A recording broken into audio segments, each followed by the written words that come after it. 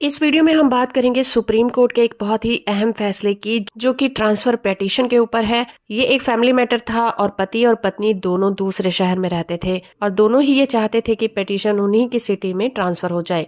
आइए जानते हैं क्या था ये मामला। ये जजमेंट इसलिए भी अहम है क्योंकि सुप्रीम कोर्ट ने समझाया हिंदू मैरिज एक्ट के सेक्शन 21 क्लॉज ए के तहत याचिका को ट्रांसफर करने की पावर को कब यूज किया जाएगा। इस केस का टाइटल है Shruti Kaushal Bisht versus Kaushal R Bisht case और इस केस की सुनवाई जस्टिस वी सुब्रमण्यम की बेंच कर रही थी। सुप्रीम कोर्ट ने सबसे पहले तो ये साफ किया कि नागरिक प्रक्रिया संहिता के सेक्शन 25 क्लॉज 1 सुप्रीम कोर्ट की पावर को हिंदू मैरिज एक्ट के सेक्शन 21 क्लॉज ए नहीं छीनता, क्योंकि इस मामले में पति पुणे में रहता है, वहां पर उसने तलाक की याचिका फाइल की थी और पत्नी दिल्ली में रहती है और उसने कंजुगल राइट के लिए सेक्शन 9 के तहत जो एप्लीकेशन थी वो दिल्ली में फाइल की थी। अब दोनों के बीच में बहस का मुद्दा ये था कि दोनों अलग अलग शहरों में रहते थे और केस के लिए ट्रैवल करना उनके लिए मुश्किल हो रहा था। दोनों चाहते थे कि केस उन्हीं के शहर में ट्रांसफर हो जाए। इसी वजह से केस को ट्रांसफर करने के लिए ये मामला पहुंचा था सुप्रीम कोर्ट में।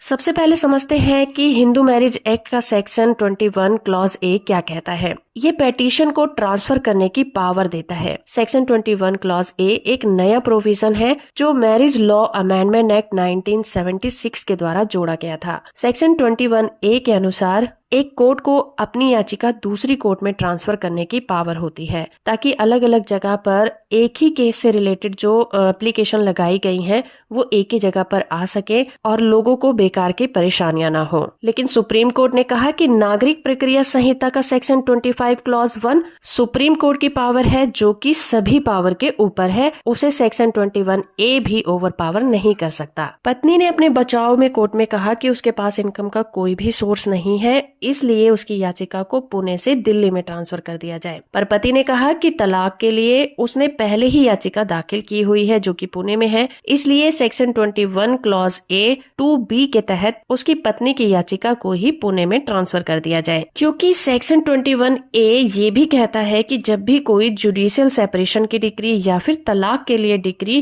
कोर्ट में फाइल करता है तो क्लॉज बी के अनुसार अगर याचिका अलग अलग शहरों में की गई है तो वो याचिका उस व्यक्ति के शहर में ट्रांसफर की जाएगी जिसने की याचिका को पहले दायर किया था। और यहाँ पर तलाक की एप्लीकेशन को पति ने पहले दायर किया था। कोर्ट ने कहा कि हम इस बात को एग्री करते हैं कि यहाँ पर तलाक की याचिका को कोर्ट में सबसे पहले पति ने दायर किया था, लेकिन पत्नी की याचिका सेक्शन 13 और सेक्शन 10 के तहत दायर नहीं की गई है, बल्कि वो अपनी मैरिज को बचाना चाहती है और उसने कंजुगल राइट के लिए सेक्शन 9 की एप्लीकेशन लगाई है। तो ये मैटर तो यही खत्म हो जाता है कि किसने याचिका को पहले दायर किया, क्योंकि ये दोनों मामले ही अलग अलग हैं। इसलिए सुप्रीम कोर्ट ने यहाँ पर पत्नी की ट्रांसफर याचिका को एक्सेप्ट कर लिया और पति की याचिका को खारिज कर दिया और पति के केस को दिल्ली में ट्रांसफर कर दिया। इन्फॉर्मेटिव है तो आप इसे लाइक, शेयर और चैनल को सब्सक्राइब करना बिल्कुल मत भूलिएगा।